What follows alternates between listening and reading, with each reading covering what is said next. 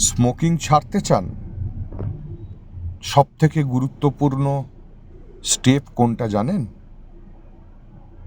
সেটা হলো আপনার ডিটারমিনেশন। আপনাকে ডিটারমাইন্ড হতে হবে যে আমি স্মোকিং ছাড়ব, কারণ এই স্মোকিংটা আমার স্বাস্থ্যের জন্য ক্ষতিকারক।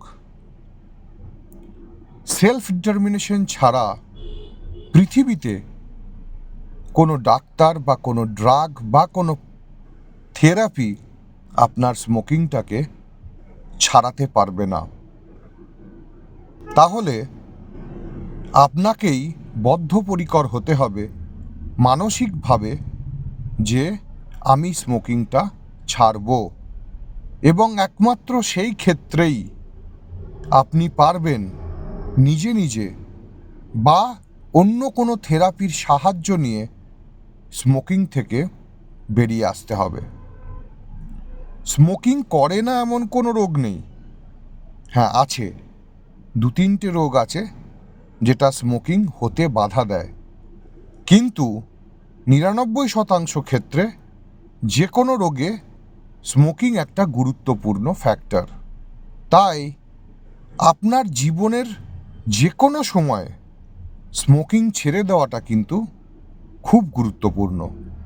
যেমন ধরুন আপনার সিওপিডি হয়েছে, ডাক্তারবাবু আপনাকে ইনহেলার দিয়েছেন, সাথে সাথে আপনি স্মোকিংটাও করে যাচ্ছেন, তাহলে কি জানেন তো আপনার ইনহেলার নেওয়াটা সত্যিই কোনো কার্যকর হচ্ছে না, এবং আপনার রোগ কিন্তু খুব তাড়াতাড়ি বাড়তে থাকবে।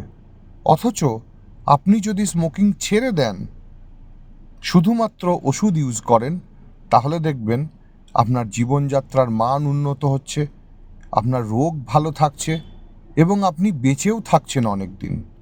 সুতরাং শুধুমাত্র যে যারা স্মোকিং করে তাই নয়, যাদের স্মোকিং থেকে কোনো রোগেরও উদ্ভব হয়েছে, ইভেন ক্যান্সারও হয়েছে, সেক্ষেত্রেও যদি আপনি স্মোকিং ছেড়ে দেন, দেখবেন কেমোথেরাপি আরও ভালো কাজ করছে, কিছুটা হলেও আপনার জীবনশৈলী, লাইফস্টাইলের গুণগত মান বৃদ্ধি পাচ্ছে।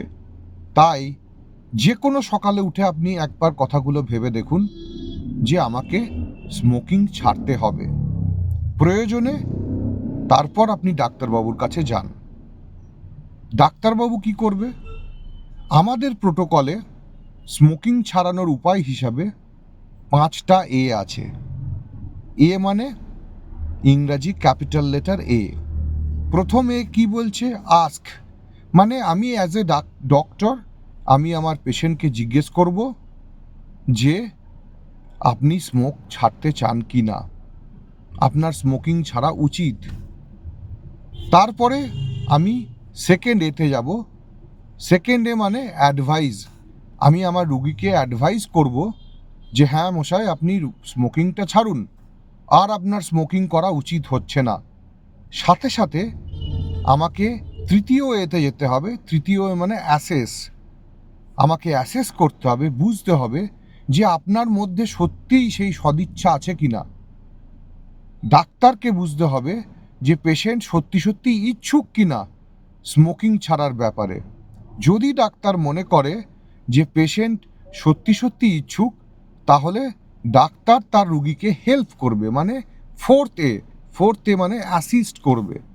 কিভাবে অ্যাসিস্ট করবে? কাউন্সেলিং করবে, বা কোনো ড্রাগ দেবে, বা কোনো থেরাপি দেবে। সব থেকে ইম্পর্টেন্ট কি জানেন? এই বিহেভিয়ারাল কাউন্সেলিং। শুধুমাত্র কাউন্সেলিং একাই 40-80% স্মোকিং সারাতে পারে, তার জন্য কোনো ওষুধ বা কোনো থেরাপির দরকার হয় না। হ্যাঁ, তবে কাউন্সেলিংটা ইন্টেন্সিভ হতে পারে। আপনার চেম্বারে একজন রুগী বসলো, চেয়ারে বসলো, আপনি দুবার বললেন যে আপনি বাড়ি গিয়ে কিন্তু সিগারেট খাবেন না, বিড়ি খাবেন না, সেটা মনে হয় ইন্টেন্সিভ কাউন্সেলিং নয়।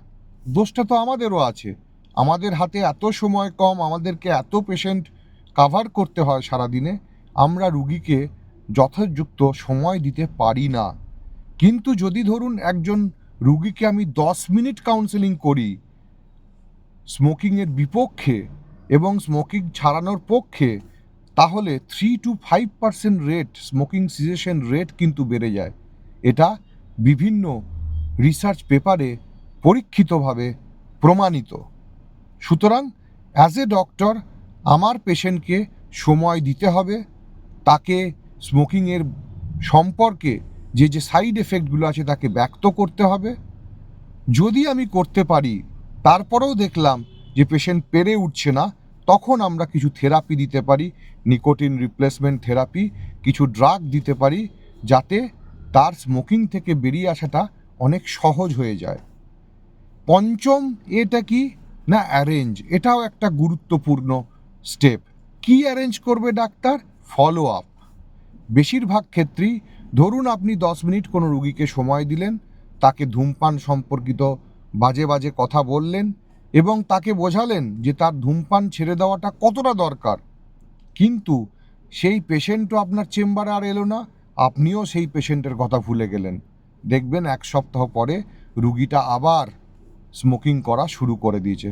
সুতরাং কি করতে হবে? আপনাকে ফলো আপ করতে হবে। রুগী আপনার কাছে নাই আসতে পারে, রুগীর ফোন নাম্বার আপনি নিয়ে রাখুন। আপনি নিজে না পারলেও আপনার অ্যাসিস্ট্যান্টকে বলুন যে সেই রুগীটাকে অন্তত ফোনে একটু কাউন্সেলিং করতে, তার স্টেটাসটা জানতে। তাতে স্মোকিং সিজেশনটা আরও বেশি শক্তিশালী হয়। এই গেল আমাদের কথা।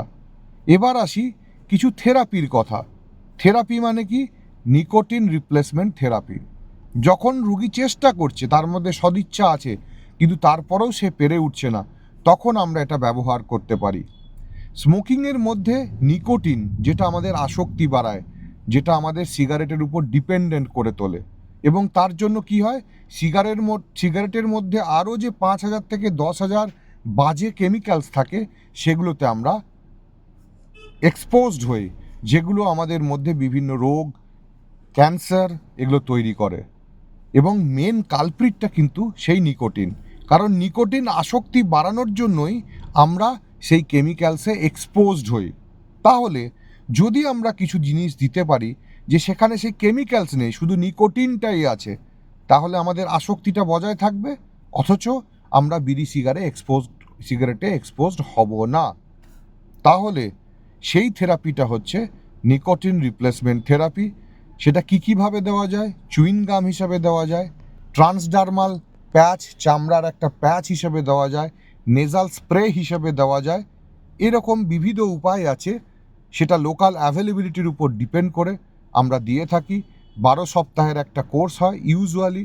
প্রথম 6 সপ্তাহ খুব ঘন ঘন আমরা নিতে বলি, তারপরের 6 সপ্তাহে আমরা ফ্রিকোয়েন্সি আস্তে আস্তে বাড়াই। এছাড়াও দুটো ড্রাগ আছে। 1 নম্বর ড্রাগ হচ্ছে ভারেনিক্লিন।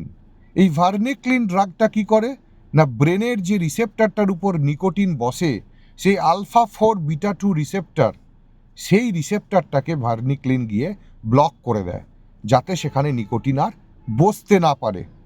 তার ফলে কি হবে, আমাদের নিকোটিনের উপর যে ভালোবাসা সেটা আস্তে আস্তে কমে যাবে, নিকোটিন নিতে হবে না, ইভেন নিকোটিন রিপ্লেসমেন্ট থেরাপিও নিতে হবে না। কিন্তু সমস্যা কি জানেন, এই জিনিসটা থিওরিটিক্যালি যতটা সাউন্ড মনে হয়, প্র্যাকটিক্যালি দেখা যায় ভার্নিক্লিনের এফেক্ট অতটা বেশি জোরালো নয়। মাত্র 10 থেকে 20% ক্ষেত্রে এটা এফেক্টিভ হয়। শুধু তাই নয়, এই ভার্নিক্লিন ড্রাগটা অনেক সাইকিয়াট্রির প্রবলেম আমাদের মধ্যে তৈরি করে। সেই রকম আর একটা ড্রাগ হচ্ছে বিউপ্রোপিয়ন। বিউপ্রোপিয়ন আমাদের ব্রেনে ডোপামিনার্জিক অ্যাক্টিভিটিটাকে বাড়ায় এবং নিকোটিনের উপর আসক্তিটা কমায়। এই ভার্নিক্লিন এবং বিউপ্রোপিয়ন দুটোই কিন্তু ইউজুয়ালি 12 সপ্তাহ দিতে হয়, কিন্তু সমস্যা হচ্ছে দুটোই বিভিন্ন নিউরোসাইকিয়াট্রি প্রবলেম ক্রিয়েট করে। তাই এই দুটো ওষুধের প্রয়োজনীয়তা যদি সত্যি সত্যিই হয়ে দাঁড়ায়, তাহলে আমার অনুরোধ অ্যাজ এ ডক্টর আপনি অবশ্যই রুগীকে আপনার সাইকিয়াট্রিস্ট বন্ধুর কাছে পাঠান, কারণ সে আরও ভালো আপনার থেকে সেটাকে মনিটর করতে পারবে, কারণ এই দুটো ড্রাগের কিন্তু সত্যি সত্যি এফেক্ট আছে।